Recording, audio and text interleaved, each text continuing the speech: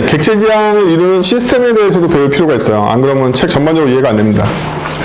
객체 지향이라는 게 학문적으로 성립하려면 시스템이 무엇을 지원해 줘야 되는가에 대해서 간단히 짚어보고 가죠. 코트리온 쳤다. 죄송. 나머지는 잡아왔지 않는데 아무 생각 없이 코트리온 쳤네. 자, 첫 번째 여러분이 바라보셔야 될 관점은 뭐냐면 값과 식별자라는 관점이 있습니다. 아까 말씀드린 대로 객체 지향에서는 객체를 지향하고 있죠. 객체라는 것을 구분하는 방법은요, 식별자예요. 식별자가 뭘까요? 아까 말했던 런타임에 메모리에 적재되어 있었던 메모리의 주소가 바로 식별자입니다. 즉, 똑같은 객체가 있다 하더라도 그 객체의 필드 값이나 내부에 있는 여러 가지 요소가 일치한다고 같은 객체가 될 수는 없어요. 왜냐하면 메모리의 주소가 틀리니까. 객체 지향에서 객체의 동가성을 평가하는 방법은 객체의 주소가 같은가요? 즉, 식별자를 통해서 객체는 식별이 됩니다. 그에 비해서 값을 사용하는 컨텍스트에서는 메모리의 주소가 어떻게 됐든 간에 그 안에 들어있는 값이 똑같으면 같은 거죠. 여러분들은 숫자 3과 숫자 3을 비교할 때 이 3은 메모리 1번에 들어있고 이 3은 메모리 7번에 들어있으니까 다른 값을 이렇게 평가 안 하시잖아요. 걔는 값으로 평가하는 거야. 그런데 만약에 여러분들이 이 3이 똑같이 숫자 3이라 할지라도 메모리가 다른 걸로 평가할 거면 이건 객체 컨텍스트로 평가를 한 거란 말이에요. 자바에서 문자를 비교할 때 equals를 비교해야 되는 이유가 바로 그거죠. 그냥 비교하면 객체의 식별자, 즉 메모리 주소를 비교해버리기 때문에 다른 값이 돼버리고 우리가 원하는 게 얘의 값으로서의 비교를 원하면 값으로 처리해야 돼. 현대 언어에서는 이 모순들을 많이 해결해서 값 컨텍스트를 쓰는 애들은 무조건 값으로 비교하는 걸 기본 연산자가 작동하도록 하고, 그렇죠? 스트링을 값으로 볼 거냐, 객체로 볼 거냐고 물어보면 값으로 보는 컨텍스트 언어에서는 다 값으로 처리하겠죠. 그럼 equals 같은 건 필요 없을 거 아니에요. 객체를 안 봤으니까 처음부터. 대표적으로 자바스크립트에서는 스트링을 값으로 봐요. 객체로 안 보고 아예 처음부터. 그래서 더욱더 중요한 건 어떠한 언어에서 특정 유형의 데이터를 값으로 볼 것인가 객체로 볼 것인가는 그 언어의 설계자가 무작위로 정한다는 거예요. 자기 취향대로. 브랜든 하이크는 자바스크립트 만들 때 문자를 객체로 다루기에는 너희들은 너무 멍청해. 너희들은 문자를 이제 값으로 봐라. 이렇게 만들었단 말이에요. 그렇죠? 그래서 자바스크립트에서는 문자의 값이야. 즉 할당하거나 인자를 보내면 무조건 복제본이 되고 비교를 할 때도 그 안에 있는 내용이 같은가로 비교를 해. 하지만 자바에서는 얘를 객체로 봤어. 그러면 얘의 동등성은 언제나 메모리의 주소인 식별자를 평가하게 된다. 여러분들이 만드는 클래스도 똑같은 거죠. 여러분들이 여기 필드 네임이라고 있는데 equals를 통해서 필드 값이 같은지로 equals를 평가하겠다라고 생각하면 얘는 더 이상 객체가 아닌 거예요. 얘는 값으로 쓰려고 지금 마음 먹은 거죠, 이미.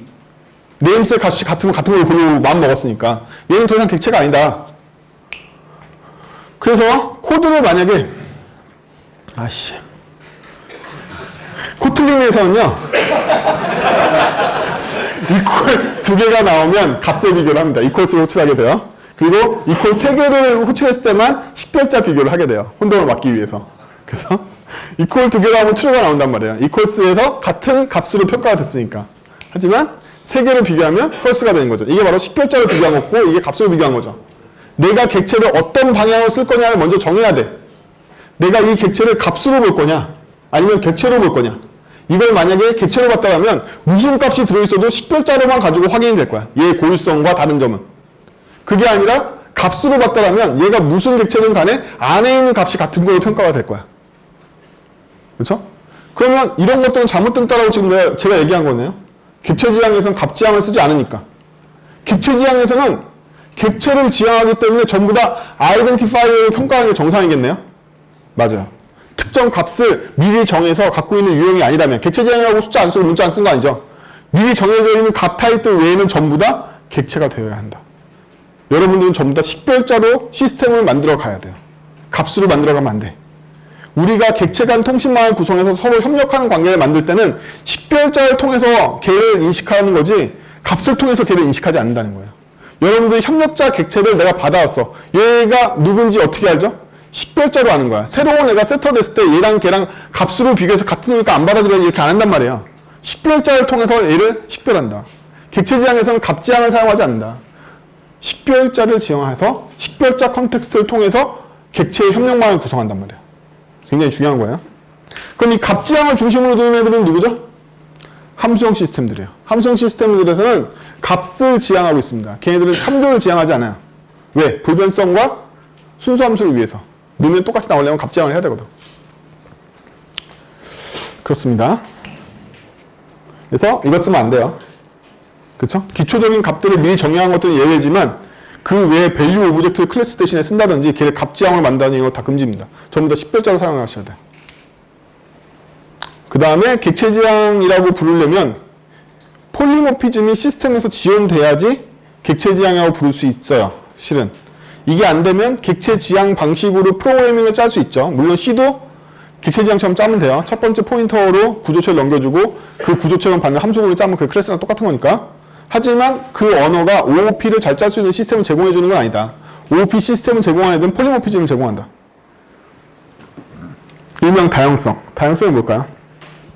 다형성이 뭔지 추상적으로 정의할 생각도 하지 마세요. 다형성은 굉장히 구체적인 겁니다. 다양성의 요소에는 두 가지가 있습니다. 첫 번째는 서브스티튜션을 부르는 대체 가능성이 있어요. 두 번째는 인터널 아이덴티, 내적 동기성이라는 속성이 있단 말이에요. 이 두 가지를 충족할 때 우리는 폴리모피즘이 달성됐다고 얘기를 해요. 나 다형성이라는 말은 여러 가지 형들이 어떤 형에 통합되는 줄, 다 고유명사야. 그 다형성에 나오면 한자어도 안다고 여러분들 다형성 안다고 생각하는 건 큰 착각이다. 전부 다 고유명사란 말이에요. 이 다형성이 두 가지 충족해야 돼. 대체 가능성과 내적 동일성은 충족해야지만 폴리모피즘이 성립한단 말이에요. 자, 제가 워커라는 클래스를 꼬독꼬독. 미친. 제가 어저께 교환을 만들기 잘못한 거죠. 오늘 만들었으면 다 잡아왔을 텐데. 자, 괜히 교환을 하루 전에 만들어가지고. 워커가 지금 런어블을 임플리먼트 하고 있단 말이에요. 그쵸? 그래서 얘가 런이라는 메소드를 구현하고 있습니다. 오버라이드 해가지고. 워킹이라고 프린트를 하고 있죠. 그게 워커라는 클래스예요. 그래서 제가 그 워커를 사용해보면 워커를 러너블로 형을 지정해서 집어넣었죠. 워커는 클래스 워커 타입인데 어떻게 해서 러너블에 들어갔을까? 그쵸? 그거는 워커가 러너블의 인터페이스를 구성했기 때문인 거죠. 그쵸? 자기 형이 아닌데 자기 형을 포괄한 형에 소속될 수 있어. 사실 저건 포괄한 게 아니죠. 상속받은 게 아니니까. 자기가 보다 더 많은 형으로 대체될 수 있는 거죠. 그렇죠? 자기가 보다 더 많은 형으로 대체될 수 있어. 왜? 워커는 처음부터 워커 형을 갖고 있을 뿐만 아니라 러너블 형도 갖고 있으니까. 그러면 얘는 둘 중에 하나로 변신해서 쓸 수 있다는 얘기죠. 워커로 인식할 수도 있고 러너블로 인식할 수도 있고. 그래서 러너블에 집어넣게 되면 워커는 더 이상 워커로서 기능을 하지 못하고 러너블로서밖에 기능을 못한다. 왜? 아까 포인터의 포인터. 러너블의 포인터를 통해서 얘를 다룰 거니까 그때는 러너블 포인터 안에 있는 집합들만 쓸 수 있어. 러너블 안에 뭐만 있죠? 런밖에 없어. 따라서 워커의 런만 사용할 수 있게 되는 거죠. 왜? 러너블로서 워커를 바라보면 러너블에 있는 런이라는 메소드의 포인터가 어디로? 오버라이드 되어 있는 워커의 메소드로 매핑될 뿐이고 저희는 러너블밖에 못 받아보기 때문에 러너블 안에 있는 런이라는 메소드만 포인트로 참조할 수가 있단 말이에요. 그 런을 찾아 들어가면 직접 그 런을 찾아 들어가는 게 아니라 어디로? 이 관계 때문에 여기로 매핑돼서 포인터를 찾게 되는 거예요. 다양성을 쓰면 직접 워커형을 쓰는 거가 당연히 느려져요. 런을 부르려면 포인터를 참조해야지 부를 수가 있으니까. 그렇죠? 아까 배웠잖아요. 메모리에서. 그냥 쓰는 게 아니란 말이야. 러너블로 얘를 바라보게 되면 러너블이라는 인터페이스 안에 있는 포인터로부터 들어가서 런이라는 포인터를 찾고 그 런도 그냥 실행할 수 없으니까 실제 구현에 있는 메소드의 포인터를 다시 보내야지만 드디어 이 런에 도달해가지고 쓰는 거란 말이야. 다양성은 공짜가 아니야. 런타임에 포인터 연세해가지고 거기를 찾는 거야. 그게 시스템을 예전에서 점으로 안 보일 뿐인 거예요. 실제로는. 그렇죠? 아까 배운 게 다 소용이 있다니까? 워커. 그래서 워커의 런을 때리면 이 런이라는 메소드를 찾기 위해서 머릿속에 어떻게 생각하면 되게 쉽냐면요. 얘 인스턴스를 만들었을 때 그냥 두 개 생겼다고 생각하시면 돼요. 뭐? 러너블의 인스턴스도 내가 메모리를 만들었고 워커의 인스턴스도 메모리를 만들었어. 그래서 형에 고르는 것에 따라서 얘가 이 두 개의 인스턴스의 메모리를 다 갖고 있는데 형에 따라서 어떤 포인터를 줄지 결정했다고 생각하셔도 돼요. 그러면 이 순간 이미 메모리상에는 두 개의 인스턴스가 다 생긴 거야. 러너블 인터페이스 인스턴스도 생긴 거고 워커의 인스턴스도 생겼단 말이에요. 이미. 그럼 제가 이 형을 고르는 바람에 그거 두 개 중에 러너블적 포인터를 얘한테 준 것뿐이에요. 메모리상에 두 개 다 있단 말이야. 그러니까 그 포인트로 찾아 들어가면 여기에 도달하도록 포인트 링크를 시켜놨겠지. 분위기가 좋지 않아. 그래서 대체 가능성을 실현하는 방법은 굉장히 다양합니다. 대표적으로 자바스크립트의 프로타입은 프로타입 체인이라는 방법을 통해서 대체 가능성을 실현해요. 응? 프로타입 상속을 통해서 프로타입 체인이라는 걸 만들어내고 체인을 통해서 쫓아가는 포인터의 포인터를 프로타입 체인이라는 형태로 구축해가지고 대체 가능성을 실현한단 말이야. 그에 비해서 이런 C++을 기반으로 하고 있는 이 언어들은 컴파일 타임에 얘네들에 대한 개별 포인터 참조 구조체들을 아까 데피니션 타임에다가 다 로딩해가지고 들어가면 실제로는 이 연산이 포인터 찾아가지고 들어가게 만들어 온단 말이지. 언어마다 구축하는 방법은 굉장히 다양합니다. 다양할 뿐만 아니라 진화해요. 자바스크립트도 프리토타입 런타임을 찾아 들어가기에는 연산 비용이 비싸니까 크로 같은 경우에는 이 모든 경우에 수한 참조를 다 계산해가지고 캐시 테이블 하나 만들어서 걔를부터 직접 참조를 하게끔 해서 속도를 높인단 말이에요. 그런 식으로 이쪽 메커니즘들은 계속 발전하고 있어요. 이거를 책에서는 동적 바인딩이라고 부른다고 그랬죠. 왜? 런타임의 포인터의 연쇄로 계산을 해야 되니까 동적 바인딩. 어떤 애랑 바인딩 될지를 동적으로 포인터 연쇄로 계산했기 때문에 동적 바인딩이라고 부른단 말이에요. 자, 계속 나가보죠. 계속. 그럼 이번에는 하드워커를 만들었는데 하드워커는 러너블 상속받은 게 아니라 워커를 상속받았죠. 그럼 얘를 만들어내면 머릿속에 예상되는 게 인스턴스 3개를 만들 거라고 예상하실 수 있는 거죠. 얘도 만든 거야. 그러면 얘를 만든 인스턴스는 이 3개의 메모리 군을 다 갖고 있는 거야. 근데 걔를 이 형에다 때려박았으니까, 워커에다 집어넣었으니까 그 포인터 3개 중에 러너블 인터페이스에 있는 포인터를 참 여기다 노출해 준 거죠. 그러니까 런밖에 못 들어가는 거야. 그 포인터 안에서는.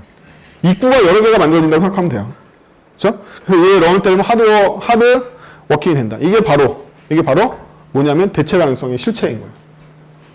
대체 가능성이라는 건 내가 뭘 만들 때 다수의 형을 소유할 수 있는 걸 만들어낼 수가 있고 거기서 형 중에 하나를 고르면 그 형에 해당되는 포인터를 노출함으로써 진짜 구현되어 있는 데까지는 동적 바인딩을 통해서 인도하는 행위를 대체 가능성이라고 본단 말이에요.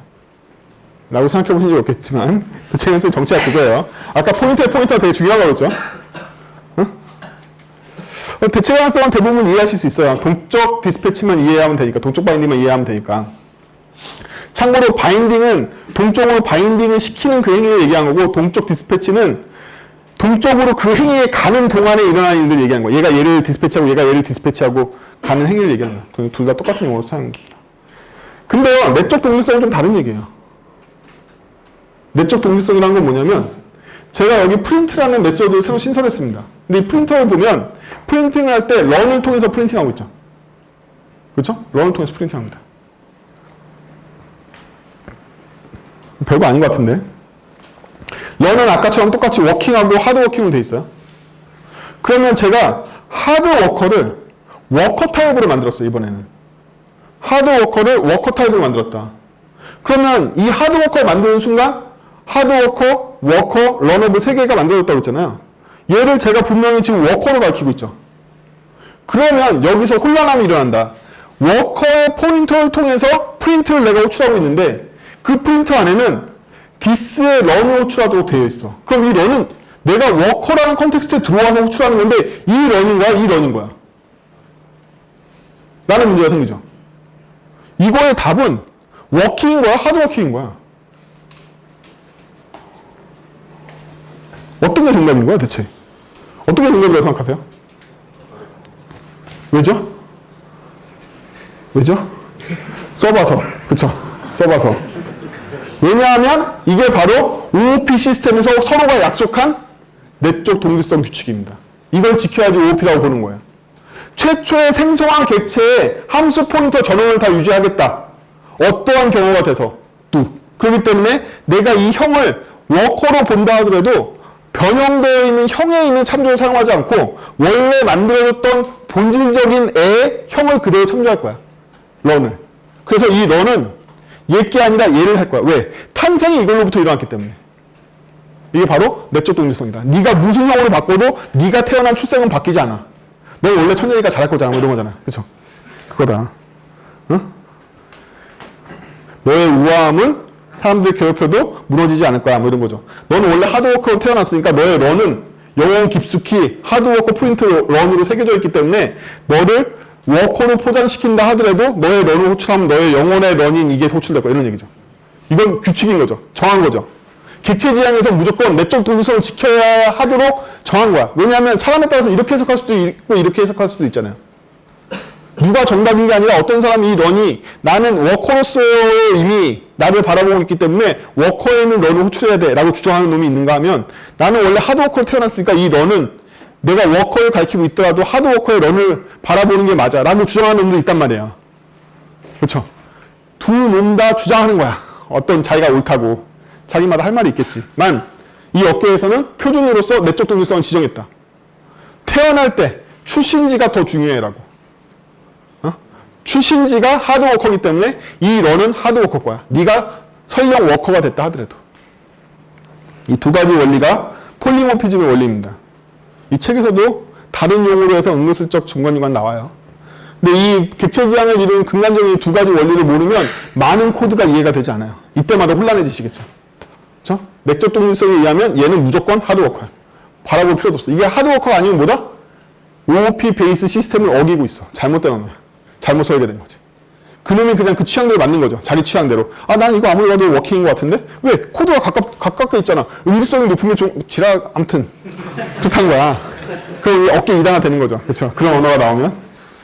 다음. 객체에 대한 얘기를 해볼까요? 폴리모피즘에 대한 얘기까지 했으니까. 그러면 객체 지향에서 객체에 갖춰야 될 기본적인 두 가지 소용이 있습니다. 첫 번째는 기능의 캡슐화를 달성해야 된다라는 것과 두 번째는 상태를 관리해야 된다라는 두 가지 조건이 있어요. 여러분들이 객체 지향에서 객체를 만들면 여기 책에 나와 있는 역할, 책임, 협력도 중요하긴 하지만 객체 지향 책이 이것만인 거 아니잖아요. 수많은 객체 지향 책에서 객체의 조건을 꼽는 게 이 두 가지입니다. 객체라는 건 캡슐화되어 있는 기능을 캡슐화할 수 있어야 되고 상태를 관리할 수 있어야 돼. 관리하고 써니까 잘 모르겠죠. 여기 대표적으로 많이 나오는 얘기가 은닉입니다. 그쵸? 관리 중에 하나가 은닉이에요. 남한테 보여주지 않고 나만 쓸 수 있게 해야 돼. 그러니까 은닉이에요. 근데 관리라는 거 꼭 은닉만 있는 게 아니죠. 여러분들이 만든 어떤 필드가 있으면 정기적으로 데이터를 갱신해야 될 필요가 있을 테고, 자기 자율적으로. 어떤 경우에는 자기가 변화를 일으킬 때 외부에 노티피케이션을 해줘야 되는 경우도 있을 테고, 옵저빙을 하는 경우도 있을 테고, 이런 상태의 모든 거에 대한 관리, 생명주기에 맞추거나, 여러분들이 만든 주가 감시 프로그램이 주가가 정말 시장에 있는 주가랑 100% 연결되고 있을까요? 아니면 시간초가 차이가 날까요? 차이가 나겠죠? 그럼 얼만큼 차이 나는 정책에 따라서 내 필드를 어떻게 유지할지 결정하실 거 아니에요? 그렇죠? 이거 다 전부 다 상태에 대한 관리다. 아까 말했던 포인터가 등장한 이유도 뭐다? 처음에는 C하고 D가 B를 가리킨 게 문제가 없었는데 B가 배신 때리니까 망가졌어. 상태 관리에 실패했기 때문이죠. 상태 관리에 실패했기 때문에 나온 거야.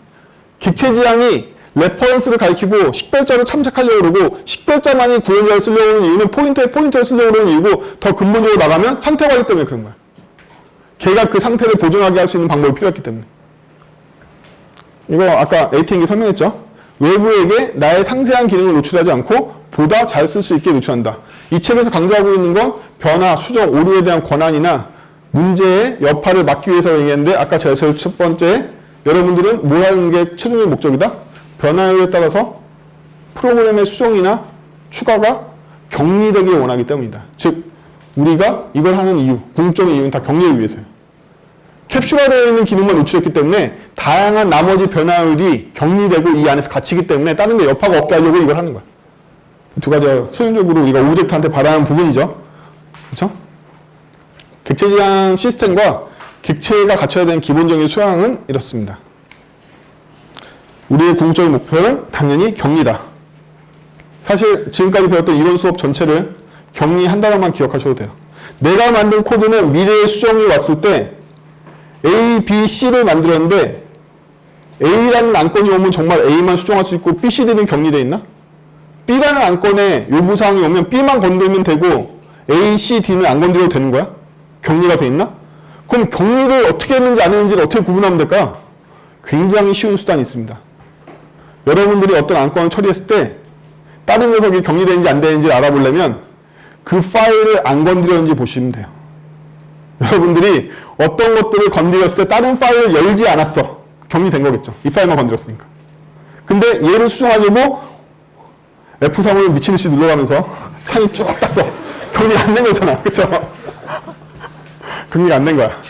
여러분들이 정말 객체지향 설계에 성공하셨다면 해당 안건에 그 파일만 딱 뜯고 걔만 수정하고 나서 컴파일 돌리면 잘 될 거란 말이야. 제대로 안 됐다면 컨트롤 클릭으로 미친듯이 클릭해야 다 열어가지고 다 수정하고 있겠죠. 그래서 평가는 굉장히 쉽다. 근데 대부분 개발자는 그런 경우에 본인이 격리에 실패했다는 생각 안 하고서 뭐라고 생각하죠? 아, 미친놈 이거 바꾸면 어떻게 했겠단 말이죠. 다욕하게 됩니다. 세상을 저주하게 되고 이 세상이 왜 이렇게 썩었는지 헬조선 얘기를 하게 되고 점점 나쁜 데 길로 빠진다. 그러면 검은 오라가 생겨가지고 회사에서 팽당하고 이런단 말이에요. 그러니까 격리를 잘하는 개발자가 거듭나기 위해서. 힘들다. 드디어 시애틀에 돌면.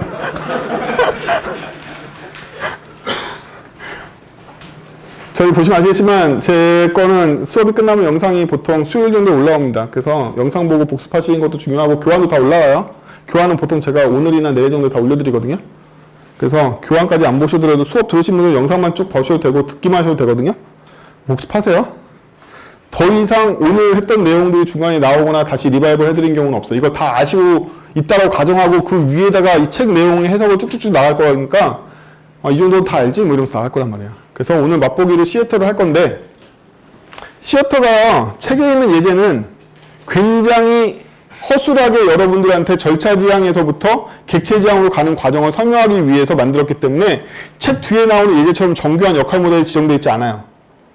그래서 오늘은 그걸 역할 모델을 바꾸는 걸 할 거예요. 책에 있는 역할 모델이 아니냐고? 아니지. 그냥 풀시로 옮겼을 뿐이야. 말도 안 되는 거야, 사실은.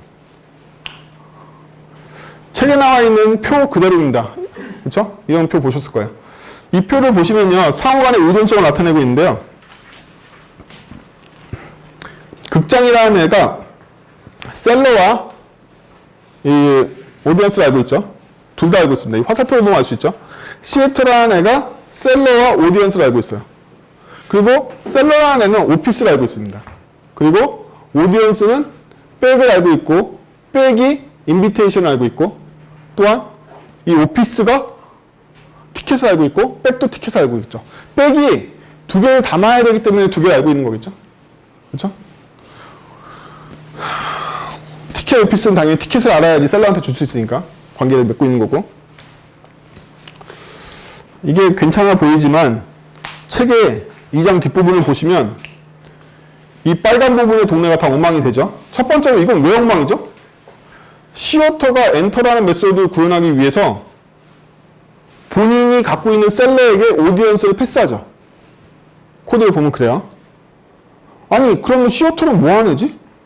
시어터의 엔터라는 그 단어에 잠깐 현혹되지 마시고 시어터의 엔터가 주요 메소드인데 걔가 하는 일을 보면 셀러에게 오디언스를 패스하는 거야.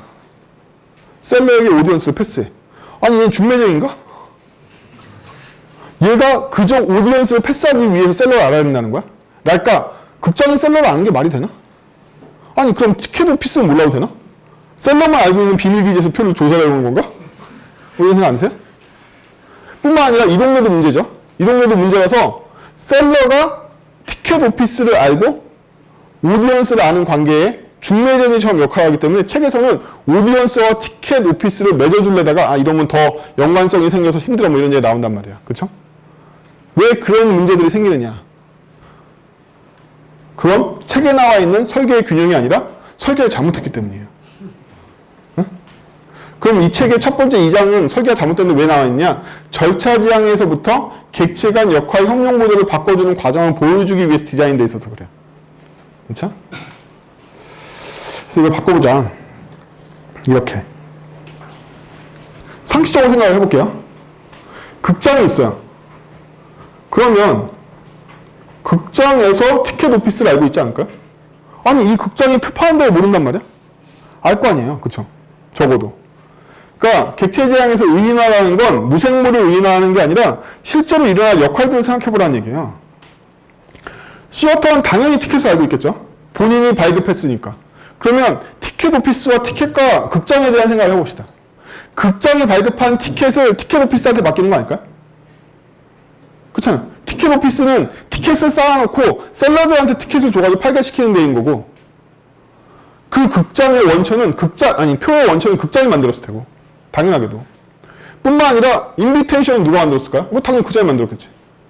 제가 여러분들의 코드가 복잡해지는 걸 막기 위해서 극장에서는 표를 한 종류만 생산하고 시간에 대해서는 관여하지 않는다라고 가정을 했어요. 그래서 그 극장이 인비테이션과 티켓을 만들어낸단 말이죠. 그럼 인비테이션을 만들어서 인비테이션을 누구한테 줘야 되냐면 오디언스한테 주겠죠. 따라서 시애터가 오디언스를 알아야 되는 진정한 의미는 오디언스를 입장시킬 때 오디언스랑 대화하기 위해서 또 오디언스한테 인비테이션을 넘겨주기 위해서 오디언스를 알아야 된단 말이에요. 그렇죠? 그리고 당연히 나의 티켓 판매를 위임하고 있는 미디에이션으로서의 티켓 오피스를 알아야 되는 거고 내가 티켓을 발급하니까 티켓을 알아야 되고 이 티켓을 당연하게도 티켓 오피스한테 맡길 거고 티켓 오피스는 누굴 고용하죠? 셀러를 고용합니다. 셀러를 고용해서 셀러에게 표를 팔게 시킬 거니까 당연히 셀러도 표에 대해서는 알고 있어야 되겠죠. 표를 모르는데 표를 팔 수는 없으니까. 고객은 실제적으로 표를 누구한테 사냐면 셀러한테 사겠죠. 따라서 실제로 고객이 알아야 되는 건 내가 표가 있는지 초대장이 있는지는 알아야 되지만 진짜로 관계하게 되는 건 셀러인 거죠. 셀러한테 표를 사야 되니까. 당연히 얘는 고객한테 표를 팔아야 되니까 서로 알아야 되겠죠. 반반으로 될 수 없어요. 얘네들은 상호관계를 하기 때문에. 나중에 배우겠지만 이거 트랜잭션이라고 불러요. 둘이 관계를 하기 때문에. 이게 전문인 거죠. 그래서 의인화를 통해서 진짜 일어나는 일을 짚어보면 객체 간의 의존성 트리를 쉽게 그릴 수 있어요. 그게 업무와 직결되게끔 그리시는 게 그냥 오래 걸리는 거죠. 이걸 도달하시는데 그냥 오래 걸린 것 뿐이에요. 얘기를 들어보면 쉬워. 본인이 하려면 잘 안 돼. 그런 문제인 거예요. 그래서 서로 간에 아는 관계와 상식적으로 현실에 일어나는 걸 맞춰보면 이정도다. 백 같은 거 생각했어요. 귀찮아가지고. 백 있으나 없으나 오디언스가 알아서 하면 되지. 자, 그래서 이 관계를 기반으로 차근차근 그려보도록 하죠. 먼저 시어터를 그려볼게요. 시어터가 아까 말했지만 표를 한 종류만 생산할 거라서 시어터야말로 그 표의 가격을 알고 있는 유일한 곳이에요.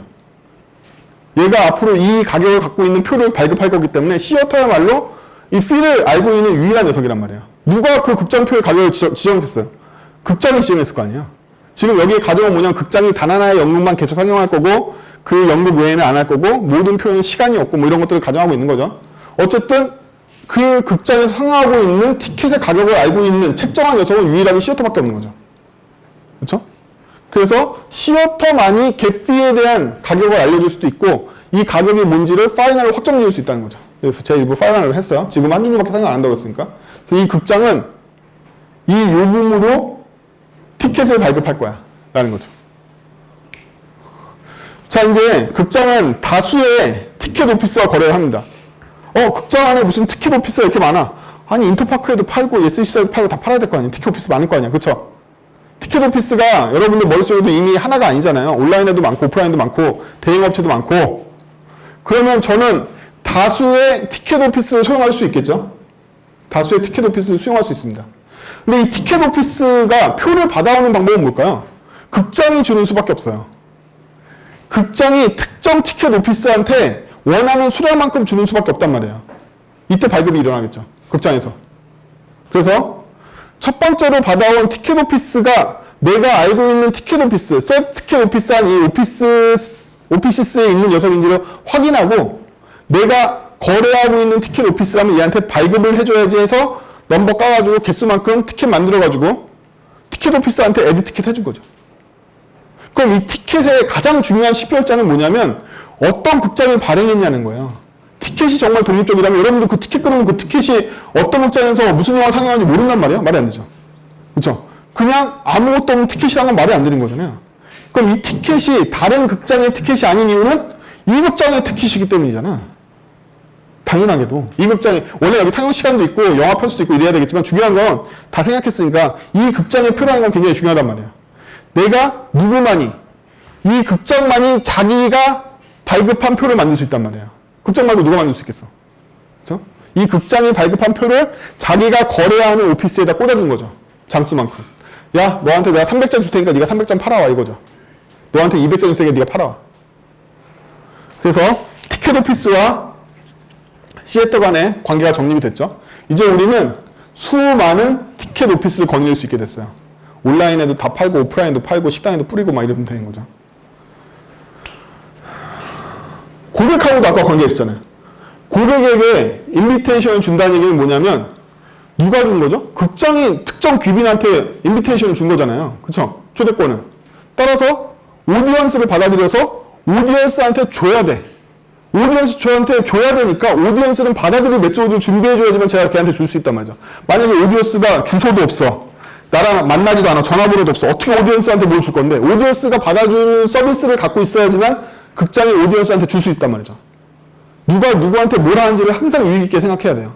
극장이 오디언스한테 줘야 되려면 오디언스가 받아들일 수 있는 서비스를 제공하고 있어야지 걔한테 줄 수 있단 말이에요. 여러분들이 떠도는 인생에다가 전화도 없어. 그럼 무슨 소리 여러분들한테 제가 인비테이션을 줄 수가 있어요? 뭐야, 진짜였어? 그래서 오디언스가 셋 인비테이션 할 수 있는 메시지를 제공했기 때문에 제가 이 사람한테 인비테이션을 줄 수 있는 거죠. 이렇게. 그렇죠? 인비테이션도 가장 중요한 건 이 극장이 발행한 인비테이션이라는 거죠. 그냥 시간이 들어있는 인비테이션이 중요한 게 아니야. 이 극장의 인비테이션인 게 중요한 거야. 자, 지금까지 나왔던 모든 거에 값이 사용되나요? 아니에요. 전부 다 참조가 사용됩니다. 10별자만 사용돼요. 객체의 10별자만이 여기에 시어터 네임 이런 게 들어가면 안 된다는 거야. 시어터가 들어가야 돼. 10별자가 들어가야 돼. 어? 여기 값을 넣으면 유혹이 막 빠진단 말이야. 시어터.name을 쓰면 되지 않나? 아니, 네임이 똑같다고 같은 시어터야? 아니잖아. 세상에 얼마나 똑같은 이름의 극장이 많겠어요. 반드시 객체에 10별자가 들어가서 걔를 식별해줘야 돼. 객체는 10별자로만 구분이 되니까. 그렇죠? 마지막으로 엔터라는 메소드가 필요하죠. 엔터는 당연히 고객을 입장시키고 고객을 입장시키는 걸 누가 봐도 극장입니다. 극장에 고객이 오면 극장에서 해야 되는 건 뭘까요? 극장은 파는 애 아니죠. 극장 입장시키는 입장이란 말이에요. 극장에서 해야 될 거는 무엇보다 오디언스한테 티켓을 받아내는 거죠. 야, 표 줘봐. 이거죠. 그러면 오디언스로부터 걔 티켓을 통해 티켓을 얻어내고 티켓이 정상인지 아닌지를 평가하면 되겠죠. 그러면 부인으로 넌 들어와 마라 이렇게 얘기할 수 있을 거 아니에요. 그럼 표가 정상인지에 대해서 극장이 검사할 필요가 있나? 표가 스스로 다 대응하면 돼. 표가 정상인지 아닌지는 표가 판정하면 돼. 근데 외부에 간섭해야 될 단 하나의 인자가 있다. 그게 뭐냐면 시어터야. 이 표가 밸리데이트 한지를 검사할 때 외부 요소로 표가 받아들여야 되는 유일한 인자는 시어터인 거죠. 이 극장, 내가 이 표한테 내가 이런 극장인데 네 표 너 나랑 합이 맞는 표니? 하고 표한테 로직을 위임할 거긴 하지만 그 표는 반드시 극장이라는 인스턴스를 받아와야지만 자기가 이 극장과 합이 맞는 표인지를 평가할 수 있겠죠.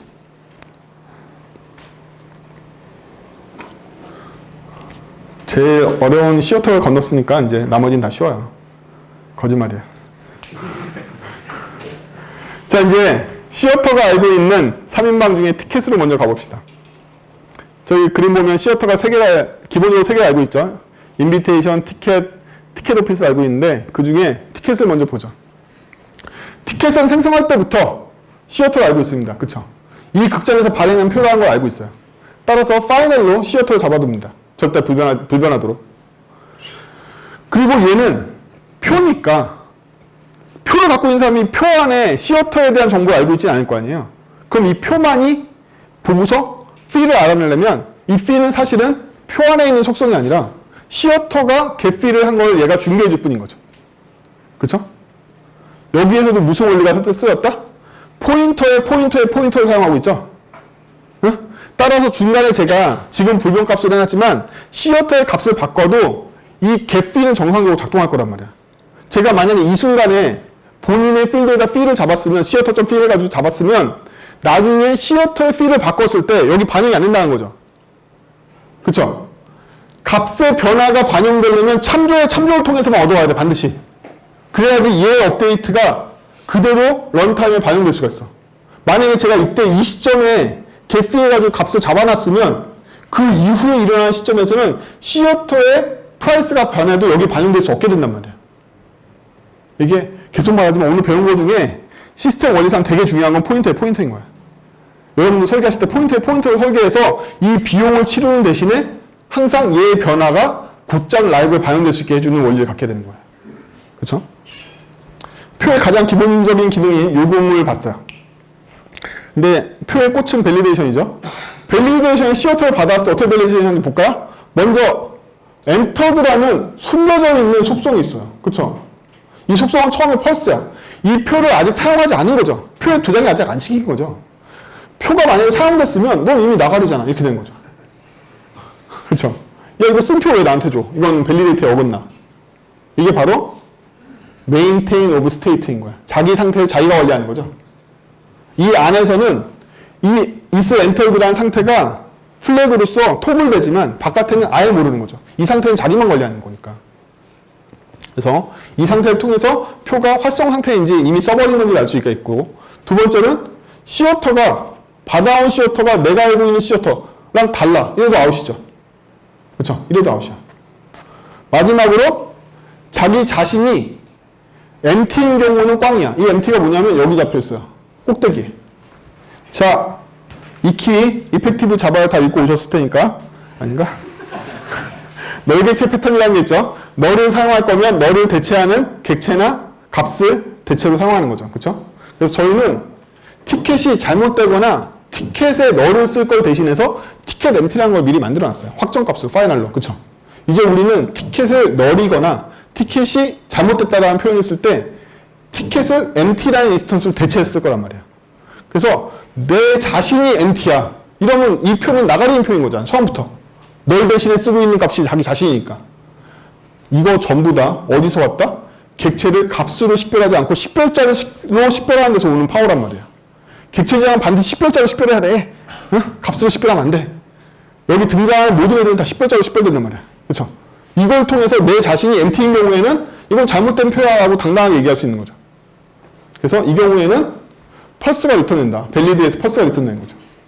아니라면 어떤 일이 나죠?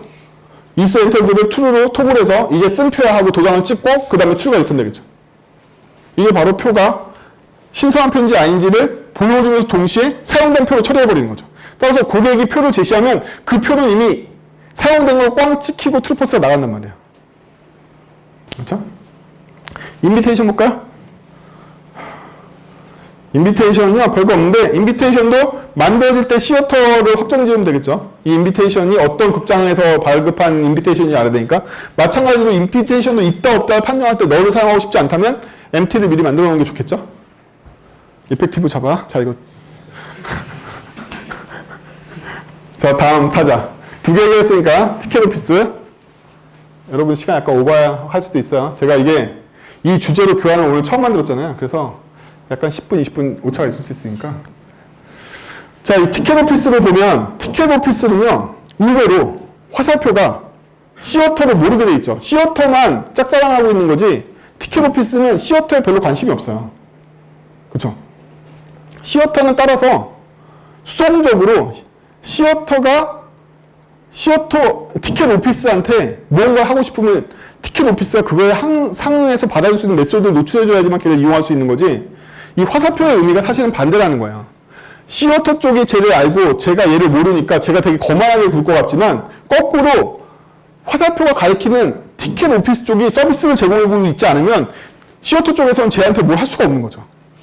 사실은 저 화살표가 반대로 구현된단 말이에요. 진짜로 구현을 해보면 화살표가 나가는 쪽이 뭔가 되게 많이 있을 것 같지만 그렇지 않고 나가는 쪽이 얘를 알고 있기 때문에 얘가 많이 제공해줘야지 걔를 사용할 수 있게 된단 말이에요. 코드를 보면 항상 그래. 그래서 화살표를 받아주는 쪽에서 서비스를 제공하게 되는 거고 화살표를 알고 있는 그 서비스를 이용하는 거란 말이에요. 항상.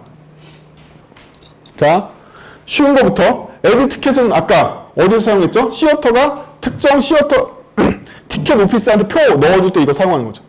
얘가 이 표를 받아들일 메소드를 제공해 주니까 제가 시어터가 여기서 티켓을 박아줄 수가 있는 거란 말이에요. 여기까지 별거 아니죠? 그래서 내가 갖고 있는 티켓 총량 그리고 우리 티켓 오피스의 재산. 그래서 처음 시작할 때 우리 티켓 오피스는 자본이 되게 돈이 많아. 이렇게 시작할 수도 있고 우리는 그지하고 빵으로 시작할 수도 있고 이렇게 시작하는 거죠. 이렇게. 그래서 우리 시어터에 진짜 있는 점과 에디 티켓은 아까 시어터가 이 티켓 오피스한테 표를 넣어주기 위해서 제공해주고 있는 서비스인 거죠. 마지막으로 시어터에게 티켓 프라이스를 물어보게 되는 거죠. 그럼 시어터의 티켓 프라이스는 왜 중요하냐면 이 티켓 오피스는 시어터를 기본적으로 모르잖아요. 기본적으로 몰라요. 이게 굉장히 중요해요. 이게 바로 정보의 은닉이야. 상호 참조를 하지 않고 되도록이면 단방향 의존성을 갖게 만드는데 단방향 의존성을 가지면 철저하게 단방향 의존성을 가져야 돼. 그러면 이 표대로 보면 티켓 오피스는 시어터가 모르기 때문에 시어터에 있는 get 티켓 fee를 쓸 수가 없단 말이에요. 그쵸? get fee를 사용할 수가 없어. 그럼 얘는 표의 가격을 어떻게 하는 거야 대체? 자기가 갖고 있는 표로부터 알아야 되는 수밖에 없다는 거야. 자기가 표를 하나도 안 갖고 있어. 그럼 모르니까 빵원인 거죠. 표를 갖고 있어. 갖고 있으면 그 모든 표들은 한 극장에서 받았다는 걸 가정하고 있기 때문에 0번에 있는 get fee를 때리면 그 0번에 있는 표에 있는 get fee를 통해서 이 티켓의 프라이스가 얼마인지를 알게 되는 거죠. 응? 얘한테 표가 들어오지 않았으면 모르는 거야. 아무도 이 극장하고 거래를 안 했으니까. 티켓 오피스가 갖고 있는 표가 하나도 없어. 따라서 이 표가 얼마인지는 당연히 모르는 거죠. 그죠? 그래서 시어터만 티켓 오피스를 알고 티켓 오피스는 시어터를 모르기 때문에 얘가 프라이스를 도출하는 방법도 이렇게 바뀌는 거죠. 다음. 마지막으로 두 가지를 제공해 줍니다. 하나는 티켓 오피스로부터 표를 갈취해가지고 여러분들 티켓 오피스에 앉아있는 셀러라고 생각해보세요. 여러분 판매원이야. 그럼 여러분들이 표를 들고 있어서 파는 게 아니잖아요. 티켓 오피스에 있는 표를 빼가지고 줄 거 아니야. 그쵸? 빼가지고 줄 때 두 가지로 준다는 거예요. 하나는 뭐냐면 이거는 초대권으로부터 받아가지고 표를 주는 거고 하나는 돈 받아서 내가 주는 거야 이렇게 얘기할 거 아니에요. 그쵸? 그래서 돈 받아서 주는 거야. 피를 받아가지고 내가 티켓을 발급하는 거야. 이때는 티켓이 없으면 당연히 없으니까 MT를 발급하면 되겠죠. 이게 널 대신에 쓰려고 만든 거란 말이죠. 사이즈가 0이 아니야. 티켓이 있어. 그럼 주면 되겠죠. 그럼 티켓을 하나 꺼냈어. Q로서 꺼냈어요. 하나를. 꺼냈으면 티켓에 겟피를 때려보면 얘가 가격이 얼마인지 나오겠죠. 그래서 이게 이만큼 나의 수익이야. 왜? 표 파는 애가 유료로 팔았다고 나한테 얘기했거든. 그럼 돈이 이만큼 들어왔겠지. 그렇죠? 돈을 나한테 주지 않아도 요금으로 팔았으면 이 요금이 얼마인지 받는 게 더 위험해. 왜? 데이터 원본이 여기 있기 때문이야. 이거만큼 어마운트가 돼야 되는 거죠. 그렇죠? 그리고 나서 티켓을 주면 되는 거죠. 만약에 돈이 아니라 인비테이션을 통해서, 근데 여기 왜 인비테이션이라는 단어가 등장하지 않죠? 모르니까. 티켓 오피스는 인비테이션의 존재를 몰라. 그러면 티켓 오피스 입장에서는 인비테이션의 존재라는 그저 뭐다? 그저 공짜로 표 줬구나 라는 정도의 인식밖에 없단 말이에요. 그리고 표는 뺏겼지만 얘는 어마운트가 더해지는 일이 없어. 그렇죠? 그렇다는 얘기는 이후에 얘가 초대권을 모르게 한 이유가 있는 거죠. 초대권 말고도 VIP라서 연간 회원이라서 등등등 여러 가지 이유로 얘는 갈취를 해갈 수 있는 놈들이 많은 거 아니에요. 그렇죠? 그래서 그런 모든 경우를 처리할 수 있게 하려면 인비테이션을 모르게 하는 게 정상인 거죠. 그렇죠? 이 지식은 이걸 부를지에 대한 지식을 갖는 역할이 누구인 거다? 셀러인 거죠. 그게 바로 셀러인 거예요. 셀러의 역량에 따라서 넌 내 친구니까 공짜로 줄게 하고 이걸 발급해서 부정을 저희가 잘릴 수도 있는 거고, 그렇죠? 아니면 초대권이 왔는데 쓱 하고 초대권도 500원 내야 되는데 이렇게 뭐 아무튼 그래요. 그래서 우리는 티켓 오피스에 대한 정의를 끝냈어. 이제 셀러, 악의 축, 셀러를 보죠. 셀러는 티켓 오피스 소속이잖아요. 하지만 얘는 저는 프리랜서라고 가정을 했어요. 그래서 중간에 티켓 오피스를 바꿔줄 수가 있어. 바꿔줄 수가 있어. 이것도 여러분들은 도메인과 비춰서 생각하셔야 돼요.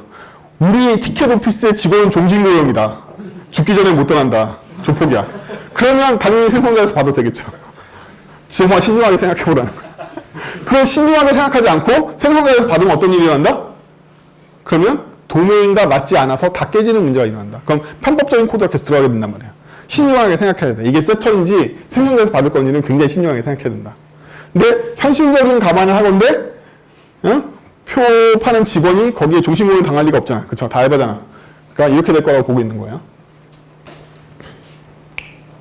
중요한 역할은 get티켓인 거죠. 그럼 get티켓을 할 때 트랜잭션이 성립한다고 그랬잖아요.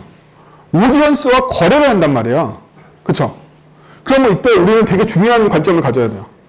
셀러하고 오디언스하고 누가 갑일까요? 누가 갑일까요? 누가 목마른 사슴인 거야? 누가 우물이야? 생각 안 해보시죠. 목마른 사슴이 바로 오디언스다. 오디언스가 표를 원하는 거예요. 이 거래는 오디언스가 표를 원할 때 이루어지는 거야. 따라서 갑은 셀러인 거야. 셀러가 표를 줄 수도 있고 아닐 수도 있어. 그럼 오디언스는 비기는 거죠. 목마른 사슴이니까 어떻게든 받으려고. 나 표 좀 주세요. 그러면 이 셀러의 느낌은 표 파는 의뢰 매표소 직원의 느낌이 아니라 어떤 느낌이다? 여러분도 미국 가실 때 출입국 사무소에 있는 이 심사원의 느낌인 거죠. 그래? 야, 너 통장 사본이랑 다 갖고 와봐. 네가 우리 미국에 들어갈 수 있는지 봐줄게. 뭐 이런 거잖아요. 똑같은 입장이라는 거야, 지금. 굉장히 중요해. 똑같은 입장이니까 얘 입장에서는 뭘 보고 싶냐면 일단 나는 너한테 표를 안 줄 생각을 하고 있지롱. 이렇게. 그래서 통과를 못하면 나는 표를 안 줄 생각을 하고 있는 거야. 이 사악한 놈은 이미 뭐 거의 미국 대사관이죠. 이 정도면. 자, 그럼 여기서부터 시작을 해봅시다. 첫 번째 출입 심사를 해보죠. 야, 너 초대권 갖고 있냐? 라고 물어봤어. 초대권을 갖고 있다는 뜻은 뭐죠? 얘가 empty invitation이 아니라는 뜻이에요. 그럼 진짜 초대권이 있다는 뜻이겠죠. 그쵸? 얘한테 물어보니까 초대권이 있어. 초대권이 있으면 돈을 갈취하기 전에 초대권하고 교환해줄 의무가 있는 거죠. 좀 선량한 편인 거죠. 그래? 그러면 내가 티켓 오피스한테 무피로 받아올게. 표를. 초대권 있으니까. 무피로 받아올게. 받아왔는데 이 티켓이 너릴 수도 있잖아요. 즉 MT일 수도 있단 말이야. 왜? 티켓 오피스에 더 이상 표가 안 남아있으면 줄 수 있는 게 MT밖에 없으니까. MT가 아닌 건 확인해야 되는 거죠. MT가 아니라면 오디언스에 리무브 인비테이션 했어. 이거 오디언스의 권한을 침범하는 거 아니야? 오디언스가 인비테이션 파기하는 거? 아니야. 얘는 의리야. 내가 네 인비테이션 받아주는데 네가 나한테 표만 갈취하고 인비테이션 파기 안 했을지 내가 어떻게 알아? 내가 파기한다. 이거지. 진짜 파기는 오디언스가 하겠지만 오디언스가 인비테이션 파기해야만 한다는 명령을 내려버린 거죠. 너 그거 파기해. 왜? 진짜 물수적으로 오는 게 아니라 메모에 잡혀있으니까 누군가 그 메모를 해제해야 돼. 그러면 여기에서 충분한 의사표현이 됐다는 거예요. 거래가 성립한 거야. 트랜잭션이 성립한 거죠. 난 너한테 표를 줄 준비를 하고 있으니까 너는 인비테이션을 파괴해야만 해 라고 명령을 내리는 거죠. 트랜잭션 어려운 거란 말이야. 누가 주체인지 누가 객체인지 정확하게 알아야 돼요. 그렇죠? 오디언스한테 인비테이션을 파괴하라고 명령을 내릴 땐 바로 이 순간인 거죠. 이 순간 누구만 한다? 셀러만이 알고 있죠. 셀러만이 유일하게 오디언스한테 어느 시점에 인비테이션을 파괴하라고 명령을 내릴 수 있는 애인 거예요. 따라서 이 거래가 성립하려면 오디언스가 리무브 인비테이션을 반드시 노출해줘야 돼. 안 그러면 셀러는 거래에 응하려고 그러지 않을 거란 말이에요. 왜? 인비테이션 보여주기만 하고 파기는 안 하려고 그럴 거 아니야. 무한히 입장할 수 있는데. 그렇죠? 그래서 이 순간 티켓이 MT가 됐거나 정상적인 티켓이 될 거야. 그렇죠? MT가 아닌 상황은 무조건 파기해야 돼. 확정 상황이기 때문에. 제가 많은 개발자들을 봤지만 여러분 대부분은 객체지향 설계 이전에 제어문을 잘 짜는 게 굉장히 어려워요. 자기가 생각했던 한국어를 정확하게 표현하기 굉장히 어렵습니다. 이거는 숙달을 시키시는 수밖에 없어요. 많이 훈련하셔야 돼요. 내가 생각한 한국말이 정확하게 코드 표현이 됐는가를. 그렇죠? 그래서 인비테이션 상황을 제가 처리를 했어요. 그렇죠? 인비테이션이 있다라면 인비테이션이 진짜 MT가 아니라면 티켓 오피스한테 내가 무료표 받아가지고 공짜 표 받아가지고 그 표가 진짜 표면 내가 너한테 인비테이션 파기하고 그 표 줄게. 됐죠? 그러면 인비테이션 상황 해결됐고 두 번째. 야, 근데 말이야 내가 티켓 오피스한테 티켓값 받아왔는데 너 그런 돈 갖고 있긴 하냐 새끼야? 이거죠. 굳이 새끼가 어디 들어 이거죠. 그래서 먼저 물어봐야 되는 거죠. 자격 심사인 거죠. 너 통장 잔고 얼마인데 미국 가려고 그래 이거죠. 먼저 이거에 합당한 돈이 있는지를 네가 나한테 증명해야지 난 그 다음 뽕폴스를 적용할 거야. 계속 말하지만 얘는 의리 아니야. 얘는 트랜잭션이 성립하려면 누가 무슨 책임을 갖고 있는지 보라는 거예요. 얘는 어쩔 수 없이 내장을 까는 건 아니지만 얘는 내장을 다 까지 않았죠. 자기 어마운트 그대로 개털로 노출하지 않았잖아요. 그렇죠? 하지만 이거는 노출해줘야 책임이 있는 거예요. 최소 책임이 있는 거예요. 얘가 특정 금액에 대해서 그 정도 어마운트 갖고 있다는 걸 증명해내지 않으면 다음 트랜잭션이 이루어지지 않을 거야. 그래서 헤즈 어마운트 정도의 노출은 해줘야 될 책임이 있다는 거예요. 어마운트 전체를 까지는 않겠지만 내 재산을 다 까지는 않지만 나한테 500원 있어 새끼야. 이건 해야 되는 거죠. 나를 어떻게 보고. 자, 됐으면 이제 이 500원을 제가 갈취할 거잖아요. 확정이야. 이제부터 트랜잭션에서 이 500원을 갈취할 건데 500원은 언제 갈취하죠? 표를 줬을 때 갈취해야 되잖아요. 표를 줬을 때. 그러면 티켓 오피스로부터 야 나 이거 파는 거야. 돈 주고. 그쵸? 이 티켓을 받아오면 이 티켓이 MT가 아니라 이때가 진짜로 표를 받아온 거잖아요. 이때 저는 돈을 갈취할 거야. 이렇게. 마이너스 어마운트를 어디? 오피스에 있는 프라이스만큼 얘한테 마이너스 어마운트를 내장 깐 거 아니야? 마이너스 어마운트를 셀러가 할 수 없다면 얘랑 거래 안 할 거란 말이에요. 얘가 이만큼 뺄지 어떻게 알아? 티켓만 먹고 나올지 어떻게 알아? 이게 바로 객체지향 세계에서 책임 역할 모델과 현실 세계에서 사람들의 기분과 다른 점인 거야. 트렌드를 성립하려면 정확하게 이렇게 돼야 돼. 이거가 안 되는, 이 서비스를 제공하지 않는 이상은 셀러가 절대로 오디언스와 거래할 일은 없다는 거야. 그렇죠? 그래서 오디언스로부터 정확하게 티켓 프라이스만큼, 이 나쁜 놈이 아니니까 웃도 안 않고 요거만큼만 딱 빼내는 거죠. 빼내고 이 티켓을 얘한테 전달하게 됩니다. 그렇죠? 이게 바로 셀러가 하는 일이에요.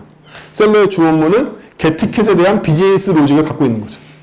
어떤 비즈니스 로직? 어느 경우에 티켓 오피스에 대해서 노피와 피를 불러야 되는지에 대한 지식과 트랜잭션 상에서 오디언스에 무엇을 처리해야 되는지에 대한 도메인 지식을 제가 갖고 있다는 게 바로 셀러인 거예요. 이 도메인 지식을 갖고 있는 부분들은 계속 바뀔 수 있거나 추가될 확률이 무엇과 다르기 때문에 티켓 오피스의 로직과 다르기 때문에 불리한 거야. 티켓 오피스의 로직이 변하는 변화율과 이 티켓 셀러의 이 정책이 변하는 변화율이 다르기 때문에 클래스가 불리한 거란 말이야. 그러면 우리는 새로운 인비테이션 정책이 생기거나 새로운 요금 정책이 생겼을 때는 뭐만 건드리면 된다? 셀러만 건드리면 된단 말이지. 티켓 오피스는 안 건드려도 돼. 파일을 안 열어도 돼. 아까 말했잖아요. 이가 역할 모델로 격리를 시키려는 이유는 뭐냐면 특정 수정사항이 변화율에 따라서 일어나는데 변화가 잦은 녀석과 아닌 녀석과 어떤 안건에서 변화하는 녀석들이 다 달라. 얘네들이 다 격리가 되어 있는 파일을 만들어줬기 때문에 다른 데 안 건드릴 수 있게 만들려고 하는 거라니까. 저희가 티켓 오피스를 안 건드리는 이상은 티켓 오피스에 대한 모든 유닛 테스트도 안 건드려도 돼. 똑같을 거니까. 회귀 테스트가 일어나지 않는다. 이 파일만 다시 테스트를 작성하면 되겠죠. 그렇죠? 얘만 변했으니까. 그러려고 만드는 거예요. 그러면 뭐가 중심이다? 도메인을 평가했을 때 어떤 로직이 어떤 변화율과 어떤 안건으로 변화될지를 나누는 눈이 필요해. 아, 티켓을 팔 때의 정책은 연락 많이 바뀔 것 같고 여기에 많은 것들이 관여할 것 같고 이거는 오디언스라는 애가 나중에 구상 클래스로 다양한 오디언스로 분리될 것 같아. 이 여파를 누구한테 전달할 수는 없다? 이 여파를 티켓 오피스가 받았다간 수많은 오디언스의 파생이 일어날 때마다 티켓 오피스가 망가질 거야. 티켓 오피스가 망가지면 걔를 바라보고 있는 시어터도 위험해질 거야. 이렇게 바라보는 거죠. 그래서 셀러라는 애가 있어야 돼. 중간에 오디언스와 유공 정책에 대한 충격은 셀러가 다 받아줘야 돼. 그래야지 밑에를 격리할 수 있으니까. 즉 셀러의 역할은 셀러 위쪽에 있는 오디언스 생태계와 티켓 오피스, 시어터 부분을 격리하는 아이솔레이션 방패인 거야. 그러려고 이 객체가 나온 거야. 이 로직을 걔한테 맡긴 이유가 바로 그거야. 밑으로 수정이 일어나지 않게 하려고. 이 여파를 네가 다 먹어라. 어떤 여파? 오디언스에 대한 역할, 비즈니스 시스템에 대한 역할, 오디언스와 오디언스 관련되어 있는 메소드를 호출하는 역할. 이거는 굉장히 변동 가능성이 높아. 이 오디언스한테 등급이라는 녀석이 있어가지고 걔에 따라서 얘가 할인 정책을 구사해야 될 수도 있고 어쩌면 무료로 만들어야 될지도 몰라. 그럼 단지 인비테이션이 있다, 돈이 있다 정도로 안 될 수도 있어. 하지만 이러한 변화율은 시즌마다, 이벤트 때마다, 제휴할 때마다 일어난단 말이지. 그때마다 우리는 티켓 오피스를 고칠 수는 없어. 따라서 티켓 오피스의 이 로직을 갖고 있으면 그때마다 티켓 오피스가 망가지니까 얘랑 관계없는 부분만 티켓 오피스로 만들어서 여기는 안 건드리고 변할 것 같은, 이거죠. 변할 것 같은 부분만 빼가지고 다른 파일을 만들어야지. 변화율로 분리해가지고 얘를 독립시켜야지. 얘를 아이솔레이션 시켜야지. 얘를 격리시켜야지. 이게 객체적이라는 거야. 마지막으로 오디언스죠. 오디언스는 동네 밥이죠. 딱 보면 아시겠지만. 동네 밥입니다. 그래서 티켓 MT, 인비테이션 MT 그 집 시작하고 그 다음에 태어날 때 너 흑수저야 금수저야 이거 하는 거죠. 돈 하고 시작해서 바이 티켓을 할 때 바이 티켓을 하려면 이것도 현실 세계에 비춰서 도메인을 생각하지 않는 거야. 내가 티켓을 하는 유일한 방법은 뭐다? 셀러를 찾아가는 수밖에 없다. 그쵸? 셀러를 찾아가야 돼. 무조건. 따라서 셀러가 있어야지만 내가 티켓을 살 수 있다는 거지. 그리고 나서는 셀러한테 티켓 좀 주세요. 저한테. 구걸하는 것밖에 안 남은 거죠, 이제. 그래서 티켓을 갱신할 수 있게 된 거죠. 그럼 이 티켓은 MT이거나 제대로 된 티켓일 거야. 이걸 가지고 나중에 극장에서 이 티켓을 검사받게 되겠죠. 좀 이따 보고. 나머지들, 이 세 개의 메소드는 다, 어떻게 한 거야? 이 두 개, 헬스 어마운트하고 마이너스 어마운트는 다 누구 때문에? 셀러의 협박에 못 이겨가지고 노출한 거죠. 재산도 노출하고 이렇게. 안 그러면 셀러가 거래 안 해주니까. 겟 인비테이션은 이 인비테이션도 다 셀러가 너 인비테이션 있어? 그리고 리모브 인비테이션, 너 인비테이션 파기해. 시키는 거죠, 다. 그래서 이 동네가 다 셀러가 요구하고 있는 트랜잭션의 스펙인 거예요. 이 스펙을 만족시키지 않으면 난 너랑 거래 못해 라고 얘기하는 거죠. 따라서 여기서부터 여기까지만 뭘로 뺄 수 있다? 인터페이스로 뺄 수도 있단 말이에요. 그렇게 되면 셀러는 더 이상 오디언스 클래스를 인식하지 않고 트랜잭션 컨디션이라는 인터페이스를 인식할 수도 있단 말이죠. 왜? 셀러가 원하는 건 사실은 오디언스가 아니야. 이만큼을 원하고 있어. 네가 이것만 만족하면 내가 너한테 티켓을 줄 수 있지 라고 생각하고 있단 말이야. 이게 바로 책에서 나왔던 인터페이스를 빼는 방법인 거야. 책임을 분리하는 방법인 거야. 되겠냐고. 자, 그래서 여기서부터 여기까지가 셀러를 접대하는 거였고, 마지막으로 getTicket. 이거 누구를 위한 거다? 영화관에 입장할 때 극장이 원하고 있는 거죠. 표 있으면 줘봐. 그쵸? 마지막으로 set invitation. 야, 너 괜찮은데 내가 표 꽂아줄게. 그쵸? 이거 극장한테 접대해 주는 거. 이거 완전히 그냥 바짝 기는 애죠. 사방에 접대 메소드밖에 없고 자기 유일하게 행사할 수 있는 메소드는 이거밖에 없어요. 그쵸?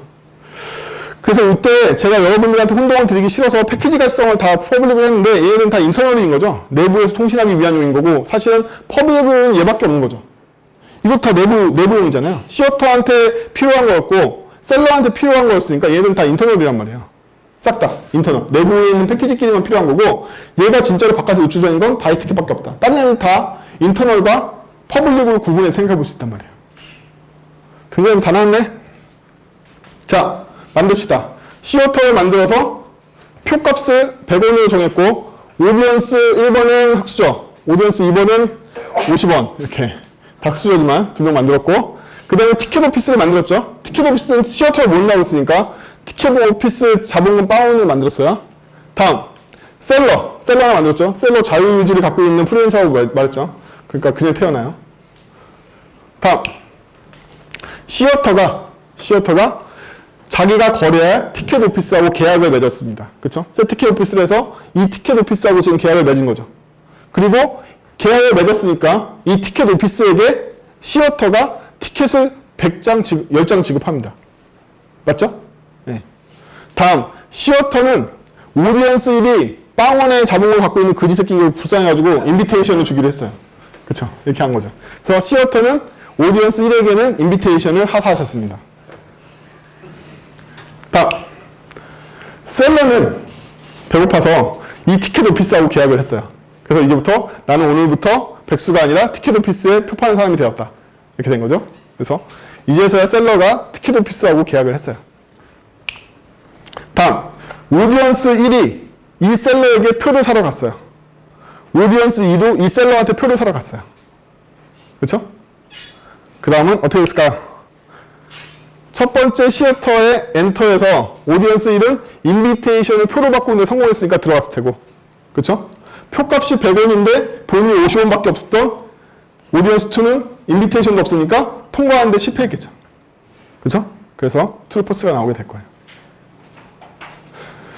자, 그러면 마지막 코드에서 제가 드리고 싶은 교훈은 뭐냐면 여러분들은 저랑 같이 클래스를 짜고 이 코드를 짰지만 절대로 여러분들 수준에서 그렇게 짜실 수 없다는 걸 아셔야 돼요.